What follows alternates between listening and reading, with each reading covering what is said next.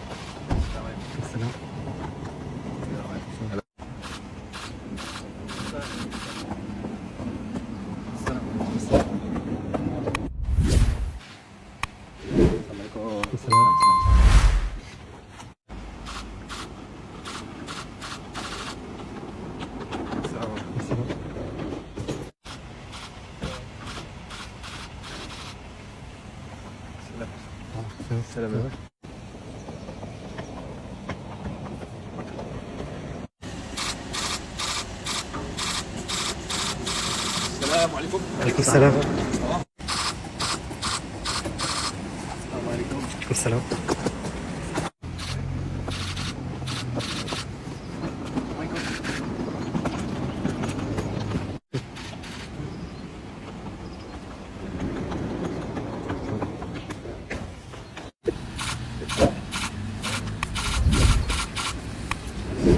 السلام.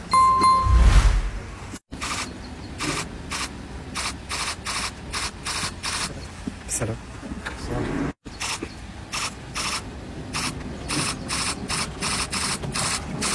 السلام عليكم.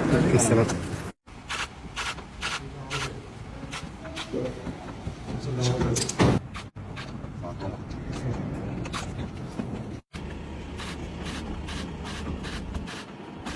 السلام. بخير.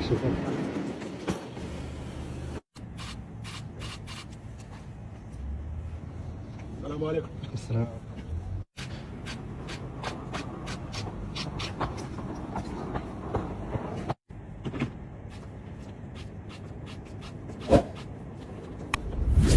السلام.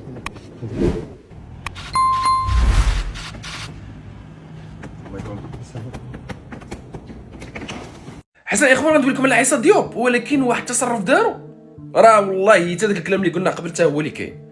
اما كنت باغي ندوي عليه، ولكن خصك تشوف جا المعسكر بحال كاع اللعابه، كاع اللعابه جايين ضاحكين تيبتسموا على الاقل من الكاميرا، نقولوا حنا كينافقوا. عرفتي هو كي جا دايرها وما حاملش المغرب. وعلاش باغي نتلصقوا هنا لعابه بزز منا؟ حيت محتاجين داك البوست، عندنا من فين نقبوا، عندنا فين نقلبوا. ما تجيبوش لنا بنادم راه السنغالي درا كاره المغرب، ما تيحملش المغرب. ما يمكنش تجي مكونفوكي وشرف ليك جاي الافضل منتخب في افريقيا وفي الوطن العربي وجاي دايرها. شوف بعينك انت ضرب عليه، ما جاش من الكاميرا، ما قالش السلام وما قالش حتى شي كلمه زعما بالترحيب.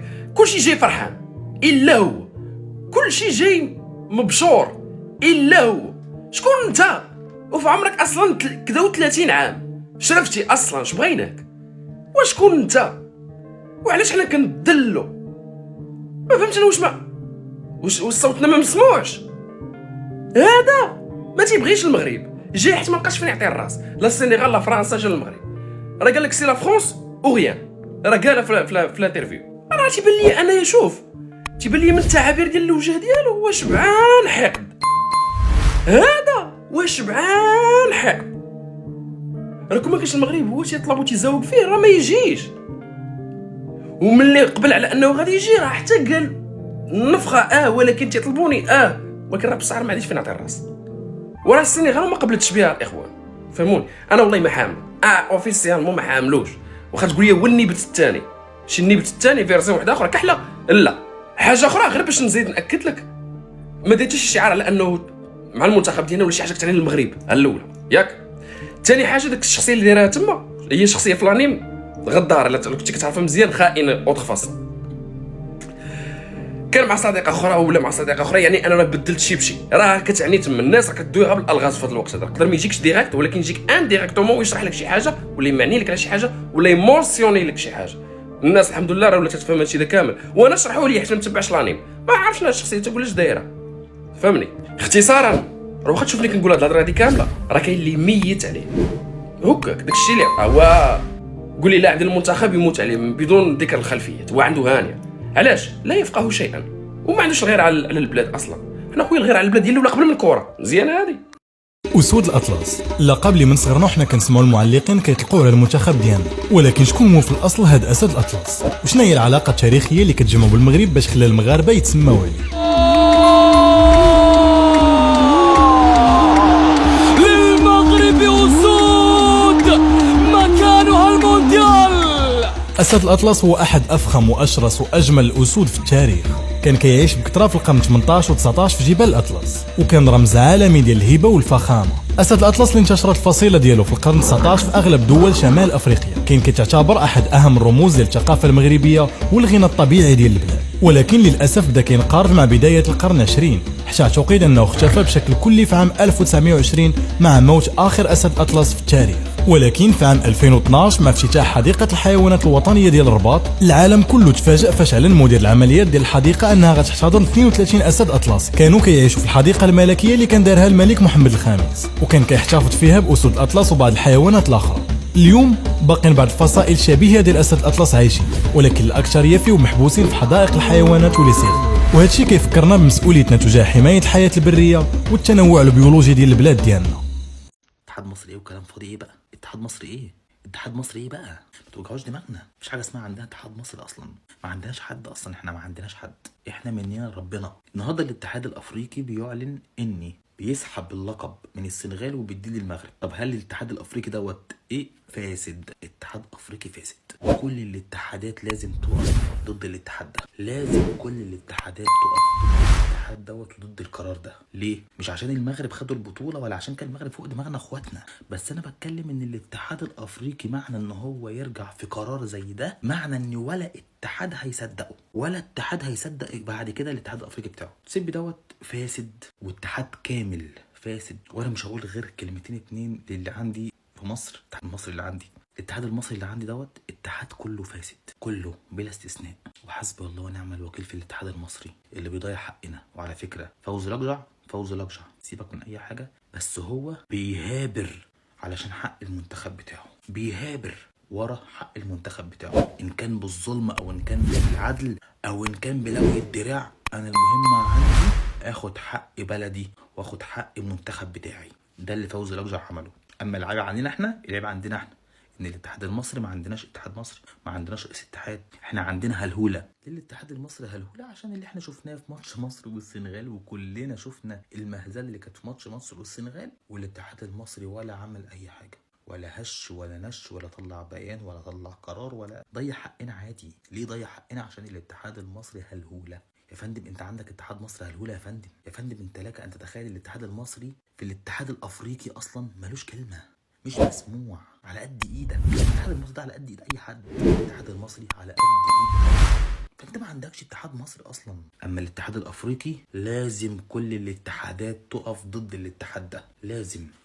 هما كاينين جوج ديال الغيابات في هذا الريل هذا. الغياب الاول هو غياب الكاسكيطه ديالي، مولفاش ليا كندير ريل بلا كاسكيطه. والغياب الثاني هو عمران اللوزه. انا صراحه ما عنديش مشكل عيط ليه ما عيطش ليه، او اللائحه ديال السي وهبي ما يمكنش تدخل معاه في ما يمكنش، عيط على اللي بغا. وما كاينش شي منتخب فاش كتخرج اللائحه كيتفقوا الناس، كايناش هذيك. الا مشينا للبرازيل مثلا غنلقاو جمهور كيتحاسب مع واحد من اكبر المدربين في تاريخ الكره، كارلو انشيلوتي، وكيقول ليه فينا هو نيمار، فينا هو نيمار. شحال من كومونتير بحال هكا. ضربوا طليله على اللائحه ديال سكالوني، شنو قالوا عليها؟ بطل العالم، هذا راه جايب لهم كاس العالم.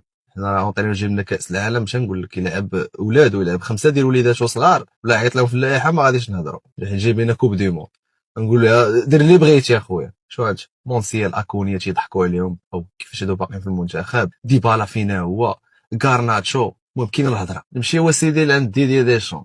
هذا كيعرفها الفينالات، كيديك فينال ديال كوب دي موند، ديك الساعات انت لعب عليه ديه ولا خليه، حتى هو كيتحاسبوا معاه.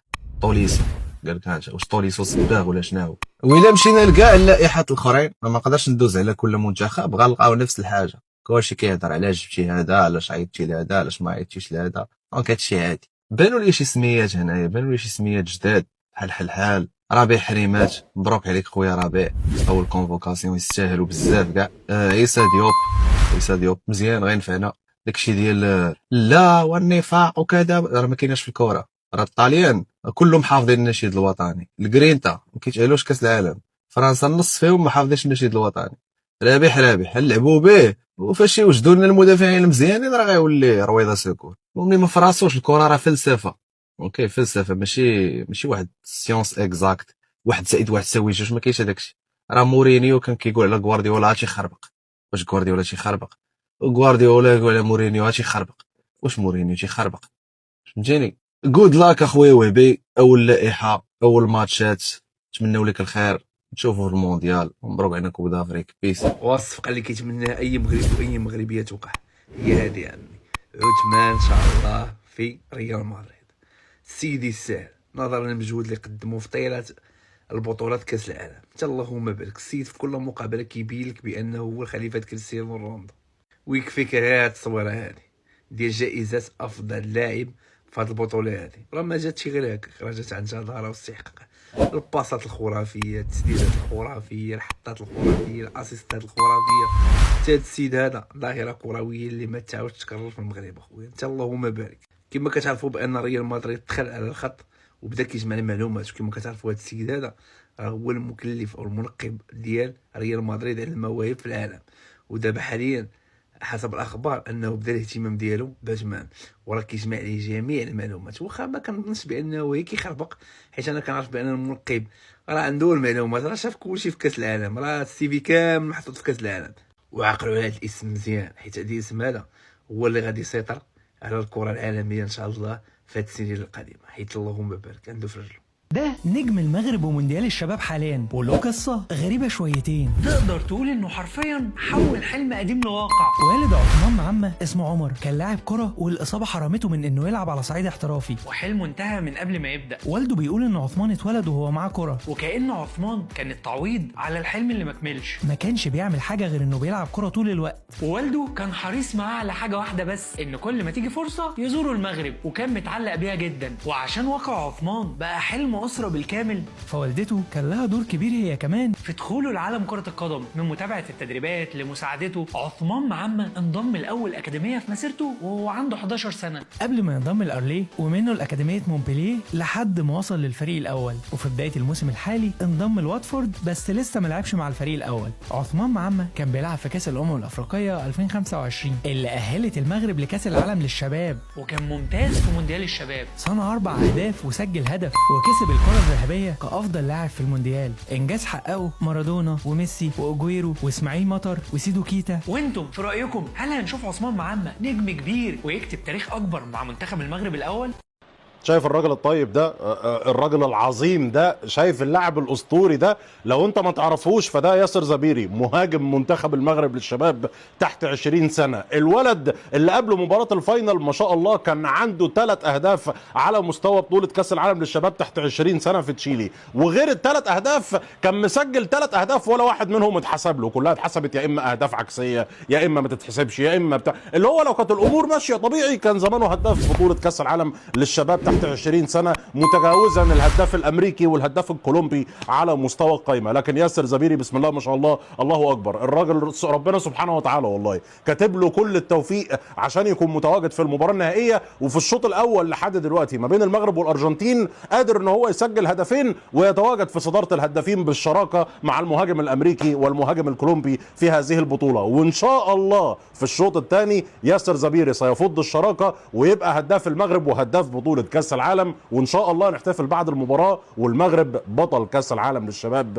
تحت 20 سنة. شفنا دابا حتى في هاد لاليست ديال السوابي معيط على دي جوار لي كومبيتيتيف من غير واحد الجوج اللي هما ايت بودلال والزبيري اللي زرب على الصحافه من الاول ما خلاهمش فين يتنفسوا. قال لهم شوفوا هادو جوج غتقول لي ما كيلعبوش مع فرقتهم، انا معيط لهم باش الخميس يلعبوا مع الاو 23 ومن بعد يجيو يوصلوا علينا لاسبان باش يلتحقوا بينا، وانا باغي نعطيهم الفرصه ديالهم باش يتانتيغريو، ماشي باش عجبني السينما. عرفتي خي ميتيكولو، داكشي مضبوط اش كيقول، عارف راسو اش باغي وعارف راسو فين غادي، والاجوبه ديالو الحد في القد مضبوطه. سولوا على زياش، سولوا شي وحدين جبدوا لي والد ما عرفتش علاش. المهم انا عجبوني الاجوبه ديالو كاملين دو ا زد. السيد ما باغي يخلق بوليميك، كيقول لك اللي فات مات، سولوا على حريمات حكا اول مره على اليوم. انا بادي جديد باغي نبدا مع ايكيب جديده، لا ديفونس لو شونتيي، الطريقه ديال اللعب قال لك هو غادي كيلعب ب 2-6. اليوم غيرمون سي بوكو بلوس، يقدروا يكونوا دي غوليور بوكو بلوس كو دي ميليو ديفونسيف فاش تكون بلوتو عندنا الكره. فبالتالي كيبان لك ان السيد عارف راسو طراسي الطريق ديالو فين غادي. الميليو تيران كيف قلناها وكيف كنا كنتسناو كاملين، محمد ربيع حريمات في لا ليست ديال السوابي، واللي كانوا كيتسناو كاع المغرب باش يشوفوه واش يقدر يتادابطا ولا لا مع المنتخب المغربي. هو اللي افضل لاعب في الشان، افضل لاعب في كاس العرب، غنشوفوا واش يقدر يكون افضل لاعب. علاش لا مع المنتخب المغربي الاول، هو اللي يستاهل الصراحه بحكم العطاء ديالو منذ سنوات مع الجيش الملكي، وهاد السنه هذه خصوصا مع سواء مع الجيش الملكي ولا مع المنتخبات المغربيه اللي لعب معها. وبالنسبه لي الميليو تاعنا ما فيش اشكال غير بوعدي، ما كاينش على ما يبدو انه عيطوا ليه لاسبور ديال فرنسا، وانه الوراق ديال الشونجمون ديال الناسيوناليتي سبورتيف ديالو باقا ما كملش. لاطاك كنظن داكشي فيه مدروس مضبوط، ما كاينش شي لعابه بحال النصير اللي سولوا عليه وقال لهم اختيار تقني. ولكن هاد لا ليست راه ماشي في 100% هي لا ليست اللي غتمشي لكاس العالم، فبالتالي غصبروا. انا اختاريت 28 لعاب، ديجا 28 راه بزاف فهمتي. المغرب أصبحت من أكثر الكلمات بحثاً في محركات البحث عبر الإنترنت، والسبب هو إنجازات المنتخب الوطني المغربي التاريخية، واللي يشهدها العالم بأسره عبر وسائل التواصل الاجتماعي ووسائل الإعلام المختلفة. عديد من الناس يشيدون بالبهجة والصورة الإيجابية اللي نقلها أسود الأطلس سواء احترافيا أو أخلاقيا. ومن أهم القيم اللي نقلها الأسود عن المغاربة الاستقبال والكرم والتعايش والانفتاح، الأمر اللي رفع الإقبال على المغرب كوجهة سياحية في هذه الفترة. ومن المتوقع أن المدن السياحية المغربية مثل مراكش وأكادير ستشهد إقبال غير مسبوق خلال رأس السنة. وتأمل الكونفدرالية الوطنية للسياحة أنه تشمل السياحة مختلف المناطق، وأنه يمثل المغرب بمناخه المعتدل وثقافته المتعددة متنفسا للترفيه والاستجمام والسياحة. للمزيد الاحتفالات في الجزائر بانسحاب المغرب منقطع النظير. شوفوا الاحتفالات في مصر بانسحاب، لانه قال انا فرحان ان الكونغو ربحت مصر. الاحتفالات في مصر بانسحاب المغرب منقطع النظير وكبيره. في بالك اللي المغاربه عندهم العنصريه ويكرهوا جيرانهم، واللي يجيهم المغرب غاديك يتعامل معه بتكبر ويكرهوه في روحه.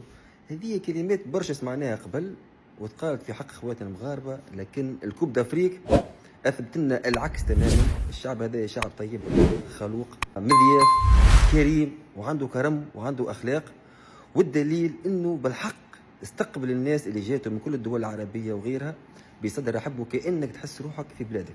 فتحيه لاخواتي المغاربه وبوزيكم ان شاء الله ربي يحفظكم. السلام. وصمة عار على المغرب بطولة افريقيا بصراحة. 5 أيام من المطر المتواصل والملاعب ما غرقتش، مفيش ماتش وقف، مفيش ماتش اتلغى. عيب على المغرب ان الجزائرية والمغاربة قاعدين جنب بعض في الاستاد عادي. عيب على المغرب ان المصاروة والمغاربة موجودين في الاستاد عادي مع بعض وبيشجعوا بعض، والمغرب انت قاعد في استاد القاهرة بتشجع في استاد القاهرة. عيب على المغرب سوء التنظيم في ان مفيش لعيب بيلعب فاول والليزر الاخضر في عينه. عيب على المغرب ان احنا ما سمعناش الفوفوزيلا خالص طول البطولة. لكن كلام فوزي الاقجع في كده شويه حاجات مستخبيه. الناس ما ابوها. لا خلي بالك الانترفيو بتاع فوزي الاقجع ده هقول لكم رايي بصراحه فيه. اول حاجه هيحسسك بالحسره. طبعا. تسمعوا كلامي. طبعا. لما اتفرجت على الانترفيو او جزء كبير منه يعني حسسني بالحسره.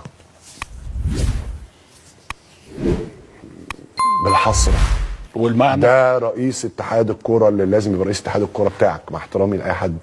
راجل بريزنتبل، راجل مثقف، راجل عارف بيقول ايه وبيتكلم ازاي، راجل باين جدا انه عنده فيجن وانه راجل مش ديكتاتور، راجل بيستخدم التولز اللي معاه والادوات اللي معاه. فوزي الاقجع بحيي المغرب على فوزي الاقجع ان هم طلعوا شخصيه زي دي. بس فوزي الاقجع طلع ازاي؟ لان اللي قبليه كان عايز يطلع حد شايف ان هو كدر يقدر ان هو يعمل حاجه للبلد. الناس اللي عندنا ما كانتش شغاله كده ومش هتشتغل كده. خلوا بالكم من الكلام اللي انا بقوله لكم النهارده. بيبين لك ان المغرب عندها بلان وعندها كوادر وبتطلع مدربين جامدين وناس كذا. لازم عشان تنافس. على فكره مش عيب ان انت تغير من المغرب. المغرب باخواتنا وحبايبنا وربنا يعلم انا اصحابي المغربيه بحبهم، مغاربه اسف بحبهم قد ايه، وكلهم ولاد بلد وولاد اصول ما شفتش منهم الا كل خير. اخواتي في المغرب اصحابي اللي لعبت معاهم وزملتهم في العمل الاعلامي وكله. لكن الناس دي عندها بلان. غير جيب اتحاد كوره وابني كوادر وشغل ناس متعلمه واستفيد من الخبرات بس بليمت بشكل معين، واستفيد من اهل الكوره، استفيد منهم والجأ لهم. مش عيب. النهارده مين مدير المنتخبات الوطنيه في المغرب؟ نور الدين نايبت. مصطفى حجي لسنوات طويله بيشتغل. ما تحرقش نجومك. ما يبقاش هدفك الاساسي ان انت تجيب حد عشان تحرقه. لا، التاريخ، الناس اللي صنعت التاريخ في البلد دي ما ينفعش ان هي تاخد حقها كده رسمي بس. لا، تاخد حقها رسمي ومعنوي. نعم، شغل هتفيد البلد يا جماعه. طبعا. مش قادر تستفيد من حلمي طولان، مش قادر تستفيد من مختار بحفظ الالقاب كلهم كباتني يعني. مش قادر تستفيد من مش عايز اقول اسماء ناس كتيره استفيد. كابتن حسن شحاته يا جماعه